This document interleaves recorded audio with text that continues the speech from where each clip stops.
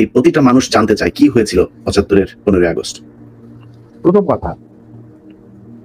প্রথম কথাটা হচ্ছে যে 15ই আগস্ট কিন্তু কোনো বিচ্ছিন্ন ঘটনা না। এটা সূত্রপাত হয় মুক্তিযুদ্ধ চলাকালীন অবস্থায়। আমরা বুঝতে পেরেছিলাম যে বাংলাদেশের মুক্তিযুদ্ধটা অ্যাকচুয়ালি কাদের ইন্টারেস্টে হচ্ছে, দেখে আমাদের ইন্টারেস্টে হচ্ছে যে আমরা আমাদের দেশ যুদ্ধ করে স্বাধীন করব, নাকি এটার পেছনে অন্য কোনো উদ্দেশ্য কাজ করছে।